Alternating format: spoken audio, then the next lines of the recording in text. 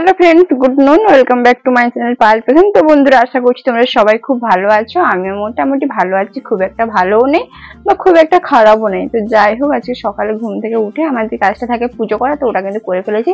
আর এই দেখো ড্রেস টেস আরও পরে নিয়েছি, যাবো মোচক খেতে। ওটা আটবাটির দিকে হচ্ছে, একটু দূরে আমার বাড়ি থেকে।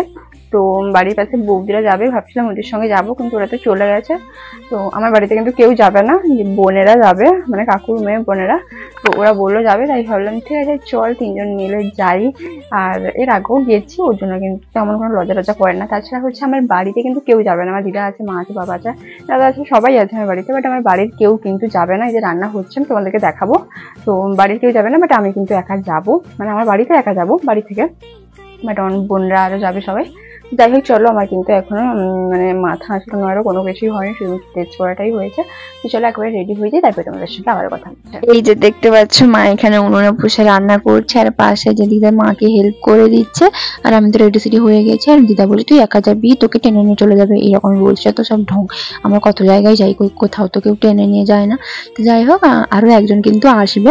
তো ও যে আসবে আমাকে হঠাৎই বললো, কোনো ঠিক ছিল না। ও যে আসছে বলে আমি যে যাচ্ছি তেমন কিন্তু নয়। তো যাই হোক, তারপরে এই যে নাজেহাল অবস্থা, কতটা ঘাম দিচ্ছে, শুধু আমার নয় বোনদেরও ঘাম দিচ্ছে। আর হেঁটে হেঁটে যেতেই পারছি না। এই যে একটা ঘর পেয়েছি, এই রুমের মধ্যে, রুম নাকি দোকান ফোকান হবে হয়তো, জানি না। এখানে মোটামুটি ঢুকে গেছি, আর পাচ্ছি না, এত দূর হেঁটে হেঁটে এসছি, কি অবস্থা। আরো যেতে হবে কতটা। এখানে একটু রেস্ট নিচ্ছি, তারপর কিন্তু যাব। এই দিকটায় কিন্তু আমার বোনেরা আরো দাঁড়িয়ে আছে। এই যে খুব আর পাচ্ছি না, অবস্থা খারাপ। এরপর আর মৎস্য খেতে যাবি তোরা? না বলছে, আমি যাবো। আজকে কষ্ট ভুলে যাবো, তো বাড়ি গেলে ভুলে যাবো কি, তারপর আবার চলে যাবো যেখানে মৎস্য ভাবে চলে যাবো। তোদের বাড়ি থেকে কেউ এসছে?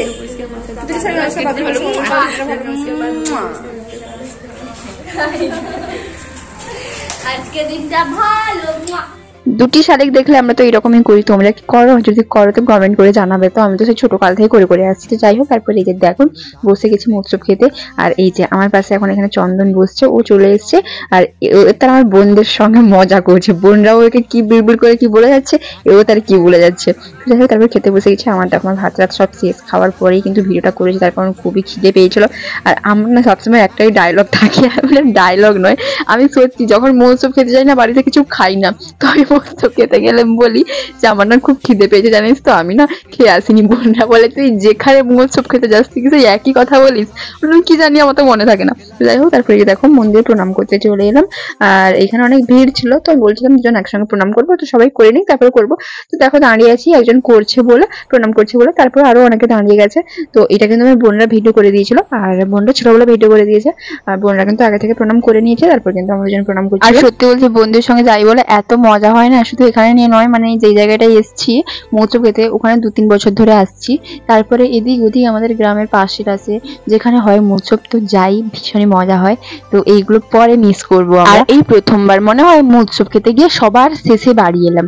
মানে এর আগের বছর মায়ের আরো গেছিল, তো খেয়েছি, তারপরে মায়েদের সঙ্গে চলে এসেছি। এবারে তো আমার মাও যায়নি, বা আমার বোনদের মাও যায়নি, পিসিমণির মেয়ের মাও যায়নি, মানে পিসিমণিও যায়নি, বা আমার কাকুর মেয়ে যে মানে তার মাও যায়নি। তো সবাই কিন্তু একা একা গেছি তিনজনই। তো বলেছি হেঁটে যাবো, সত্যি হেঁটে হেঁটেই যাচ্ছিলাম, রোদের মধ্যে হাঁটতে পারছিলাম। তো যাই হোক কোনো রকমই এসেছি। তারপর এই যে দেখো মন খারাপ করে বসছি, তার কারণে আমাকে বকেছে।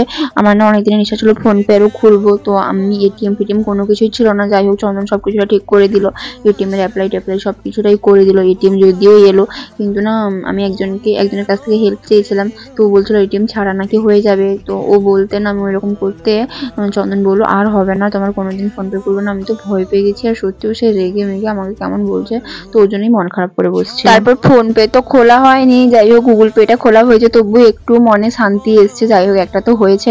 তো তারপর কিন্তু এই যে কুলপি খাবো বললাম, কুলপি এনে দিয়েছে, আর বোনদের জন্য নিয়ে গেছিল, বোনরা তার আগে আগে পালিয়ে গেছে, ওই জন্য বোনদের জন্য নিয়ে গেছিল। তো তারপরে এই যে বোনদের একটু বকে দিলাম, বললাম তোরা পালিয়ে এসছিস। আর ও মানে বাড়ি যেতেও দেরি হয়ে আছে, আমার ধরো কোনো প্রবলেম নেই, আমার রাতের বেলা গিয়ে ঢুকলেও কোনো প্রবলেম নেই, কিন্তু ওদের ধরো একটু প্রবলেম হবে, তবুও তখন এটা দেরি হয়ে গেছে। মৎস্য খেতে গেলে এত দেরি কোনোদিন আজ পর্যন্ত করিনি। যাই হোক এখন যাচ্ছিলাম, আর চন্দনের সঙ্গে একটু মজা করে যাচ্ছিলাম। আমার কাণ্ড দেখে আমার বোন কি বলছে শুধু শোনো।